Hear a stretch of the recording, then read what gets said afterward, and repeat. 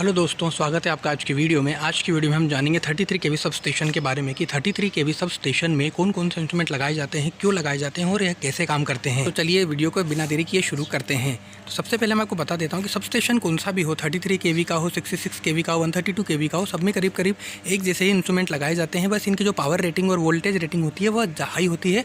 सबसे पहले हम स्टार्टिंग पॉइंट का देखेंगे कि सब स्टेशन में सबसे पहले क्या आता है। तो हमको अभी सबसे पहले हमारा 4 पोल स्ट्रक्चर है। 4 पोल स्ट्रक्चर से भी पहले क्या आ रहा है, 3 वायर आ रहे हैं। ये जो 3 तार होते हैं ACSR कंडक्टर के बने होते हैं, क्योंकि ये बहुत मजबूत होता है। इसका फुल फॉर्म होता है एल्यूमिनियम कंडक्टर स्टील रेनफोर्स्ड।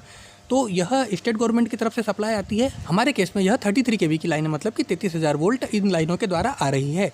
अब जैसे ही हमारी लाइन आई तो लाइन के बाद में क्या आता है, ये इंसुलेटर मैं आपको जूम करके दिखाता हूँ। यह देखिए, ये इंसुलेटर लगे हैं, 3 इंसुलेटर है जिसे स्ट्रिंग टाइप इंसुलेटर कहा जाता है। तीनों फेसों के लिए एक एक इंसुलेटर लगाया गया है, ताकि हमारी जो सप्लाई लाइन है वह सप्लाई लाइन हमारे 4 पोल स्ट्रक्चर के कॉन्टैक्ट में नहीं आए। अब यह इसमें 3 ही इंसुलेटर क्यों लगाए गए हैं, जैसे कि एक स्ट्रिंग के अंदर 3 इंसुलेटर, एक के अंदर 3 इंसुलेटर और तीसरे के अंदर भी 3 इंसुलेटर। 33 केवी की लाइन है, इसलिए 3-3 लगाए गए हैं। यहीं अगर 66 और 132 केवी की लाइन होती तो 66 के केस में 5 या 6 इंसुलेटर लगे होते और 132 के केस में 10 या 11 इंसुलेटर लगे होते। इसका एक फार्मूला होता है, मैं आपको अगली वीडियो में ज़रूर बताऊंगा, आप कमेंट कीजिएगा। तो हमारी सप्लाई हमारी यहाँ तक आ चुकी है इन इंसुलेटरों तक। अब इन इंसुलेटर से सप्लाई हमको अंदर तक ले जानी है। तो यहाँ से हमने क्या करा कि अंदर एक 4 पोल स्ट्रक्चर के अंदर 3 इंसुलेटर और लगा दिए और जंपर की सहायता से इस पावर को यहाँ से यहाँ तक पहुँचा दिया। अब सप्लाई यहाँ से यहाँ तक पहुँच चुकी है। उसके बाद हमको सप्लाई यहाँ से यहाँ तक लाना है और इस 4 पोल स्ट्रक्चर से हमारे 4 पोल स्ट्रक्चर तक ले जाना है। तो इसके लिए हमने क्या किया कि जो ये वाला सप्लाई एक फेस की सप्लाई है, इसके लिए आगे तक एक लूप लिया। अब लूप लेने के बाद में क्या है, एक वहाँ पे एक स्ट्रिंग टाइप इंसुलेटर लगा दिया, जिससे कि दोनों के बीच में एक वायर बांध दिया ACSR कंडक्टर, और इस वायर की सहायता से नीचे लेके इस फेस तक आने दिया। ठीक है, तो ऐसा पहले केस में इस स्ट्रिंग टाइप इंसुलेटर से इस स्ट्रिंग टाइप इंसुलेटर तक एक वायर बांधा। वैसे तीनों फेसों, ये जो तीनों तारों के लिए है, तीनों तारों के लिए एक एक वायर ऐसा बांध दिया और उधर भी एक इंसुलेटर लगा दिया। तीनों के लिए एक एक वायर हो गया है। अब तीनों वायरों से एक एक वायर नीचे उतार के, जैसे पहला वायर यहाँ से यहाँ तक लिया, दूसरा यहाँ से यहाँ तक लिया और तीसरा वहाँ से यहाँ तक लेके, जैसे ही देखिए बीच में एक वायर दिख रहा है, पहला वायर यहाँ दिखा आपको जुड़ते हुए, दूसरा यहाँ दिख रहा है और तीसरा जो वायर वो यहाँ दिख रहा है यहाँ। ठीक है, तो ऐसे 4 पोल स्ट्रक्चर में चारों तरफ स्ट्रिंग टाइप इंसुलेटर लगाकर एक ऐसी व्यवस्था बनाई गई है जिसकी सहायता से आसानी से तीनों फेसों के वायर निकालकर इस साइड वाले इंसुलेटर तक पहुंचा दी जाए। अब इस साइड वाले इंसुलेटर तक तीनों वायर पहुंच गए हैं, तीनों फेस पहुंच गए हैं। अब फिर से जैसे हमने यहाँ पर ऐसा जंपर लगा के यहाँ से यहाँ लाए थे, फिर एक ऐसा जंपर लगाकर सप्लाई को यहाँ से यहाँ तक ला के फिर से तीनों स्ट्रिंग टाइप इंसुलेटर से जोड़ दिया गया है, ताकि हमारा फिर से 4 पोल स्ट्रक्चर तक पावर कांटेक्ट में ना आए। और हमारी पावर यह तीनों इंसुलेटर तक यहाँ तक आ गई है। ये आपको दिख रही है 1 नंबर, 2 नंबर और 3 नंबर। मतलब कि जो स्टेट गवर्नमेंट के अंडर 4 पोल स्ट्रक्चर आता है, वहाँ तक केवल वहाँ से वायर आए हमारे ACSR कंडक्टर, और पूरे सिस्टम से होते हुए यहाँ तक ये 3 तार पहुँच चुके हैं। सप्लाई यहाँ तक आ चुकी है, 1, 2 और तीसरे तार तक। अब यहाँ तक सप्लाई आने के बाद में यहाँ पे हमारे अंदर वाले 4 पोल स्ट्रक्चर में हमने फिर से 3 स्ट्रिंग टाइप इंसुलेटर लगाए, ताकि फिर से कॉन्टैक्ट में नहीं आए। तो उसके बाद में हमने यहाँ से एक एक वायर लिया, और जो हमारा एमी होता है, जिसे मीटरिंग इक्विपमेंट कहा जाता है। इसलिए मीटरिंग इक्विपमेंट इसलिए कहा जाता है क्योंकि इसके अंदर CT और PT करंट ट्रांसफार्मर और पोटेंशियल ट्रांसफार्मर लगे होते हैं, जो कि मीटरिंग के काम आते हैं। करंट ट्रांसफार्मर करंट की मीटरिंग करता है और वोल्टेज ट्रांसफार्मर वोल्टेज की मीटरिंग करता है। देखिए एमी से केबल निकल रही है, यह केबल निकल के हमारे HT मीटर में लग जाती है, ताकि मीटरिंग होकर हमारे प्लांट की बिजली का जो बिल आता है वो इसी के थ्रू आता है। और इसमें एक एंटीना भी लगा होता है, जिसके द्वारा ऑटोमेटिक गवर्नमेंट को पता चलता रहता है कि कितनी रीडिंग बनी है। तो एमी हमारी हो गई। तो एमी के बाद में आउटपुट जो निकला वह एक जाल में बना दिया जाता है, ताकि हमारी सप्लाई को हम आगे ले सकें। तो अभी हमने जाल क्यों बना रखा है, मैं आपको पूरा बताता हूँ। अब देखिए, ये हमारी एमी हो गई। एमी का आउटपुट हमने इस जाल में बिछा दिया। अब जाल इसलिए बनाया गया है क्योंकि हमारे 2 4 पोल स्ट्रक्चर है। पहला 4 पोल स्ट्रक्चर ये रहा, और दूसरा 4 पोल स्ट्रक्चर ये है जिसपे कि VCB लगा हुआ है, क्योंकि हमारे यहाँ 2 ट्रांसफार्मर है, एक यह ट्रांसफार्मर और यह दूसरा ट्रांसफार्मर। तो पहले ट्रांसफार्मर का जो 4 पोल स्ट्रक्चर है पहला वाला है, और दूसरा 4 पोल स्ट्रक्चर वहाँ पर है। अब जो हमने जाल बना रखा है, उस जाल में से 3 वायर लेकर, 3 वायर जो लेते हैं, 3 वायर लेकर हम यहाँ पहुँचा देते हैं हमारे पहले 4 पोल स्ट्रक्चर। पहले हम पहले 4 पोल स्ट्रक्चर की बात करेंगे, फिर बाद में दूसरा जो हमारा दे रखा है उसके बारे में बात करेंगे। तो पहले के केस में हमने फिर से स्ट्रिंग टाइप इंसुलेटर लगा के इस वायर को यहाँ जोड़ दिया, और ऊपर देखो आपको एले दिखाई दे रहा है। ये जो मेरा हाथ दिखाता हूँ मैं आपसे, आपको ये एले 3 एले लगे हुए हैं, जिसे लाइटनिंग अरेस्टर कहते हैं। लाइटनिंग अरेस्टर का काम, जो भी लाइटनिंग होती है या फिर वोल्टेज का जर्क होता है, जब भी ज़्यादा सिस्टम में वोल्टेज बनता है तो यह उस वोल्टेज को सेंस करके जो ज़्यादा वोल्टेज होता है उस हाई वोल्टेज को ग्राउंड कर देता है। तो इसलिए लाइटिंग अरेस्टर लगाए जाते हैं। तो 4 पोल स्ट्रक्चर के सबसे ऊपर हमेशा आपको लाइटिंग अरेस्टर देखने को मिलेंगे ही सही, ठीक है। तो उसके बाद में लाइटिंग अरेस्टर के साथ में ही एक AB स्विच होता है। ये देखिए आपको दिखाई दे रहा है AB स्विच है। तीनों फेसों के लिए एक एक AB स्विच दिए गए हैं, जिसे एयर ब्रेक स्विच कहा जाता है। यह एयर में ही कॉन्टैक्ट को ब्रेक करते हैं। अब ये क्यों लगाया जाता है? जैसे कि हमें हमारे ट्रांसफार्मर में कुछ काम करना है और ट्रांसफार्मर में काम करने के लिए हमें सप्लाई को काटना है। तो हम अगर इस AB स्विच की सप्लाई को काट देंगे, अब AB स्विच के लिए एक हैंडल होता है ऑपरेट करने के लिए, तो यह रहा हैंडल। ये इस हैंडल की रॉड दिखाई दे रही है आपको, और यह देखिए ये पूरा इसका हैंडल है। इसकी सहायता से AB स्विच को ऑन ऑफ किया जाता है। तो इसको हम AB स्विच को ऑफ़ कर देंगे तो सप्लाई कट जाएगी और हम इस ट्रांसफार्मर में काम कर सकते हैं। तो इसके लिए एयर ब्रेक स्विच दिया जाता है, जो कि ये रहा। एयर ब्रेक स्विच का आउटपुट है, यह तीनों फेस का एक एक आउटपुट है, दिख रहा है आपको, जो पाइप में दे रखा है। साथ में फिर ये पिन इंसुलेटर लगे हुए हैं, ताकि फिर से हवा आंधी तूफान चलने में हमारी जो आपस में तीनों आउटपुट है आपस में टकराए नहीं।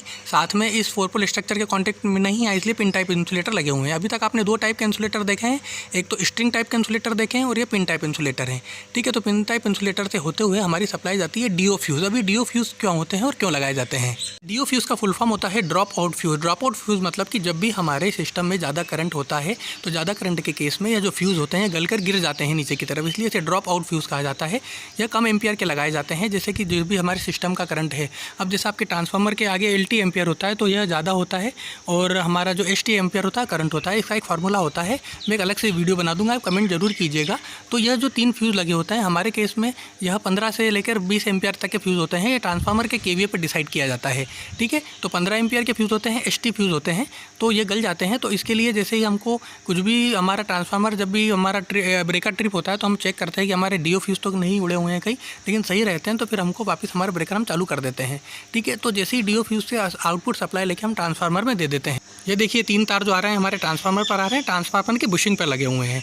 तो ट्रांसफार्मर का ये मेन टैंक होता है जिसके अंदर ऑयल भरा होता है। ये रेडिएटर होते हैं, ये सिलिका जेल के लिए ब्रीदर होता है, कंजर्वेटर टैंक होता है। ट्रांसफार्मर के बारे में आपको मैं पूरी अलग से एक वीडियो बना दूंगा, आप कमेंट जरूर कीजिएगा। तो ये हमारा पहला 4 पोल स्ट्रक्चर हो गया। इसमें आपने क्या क्या देखा?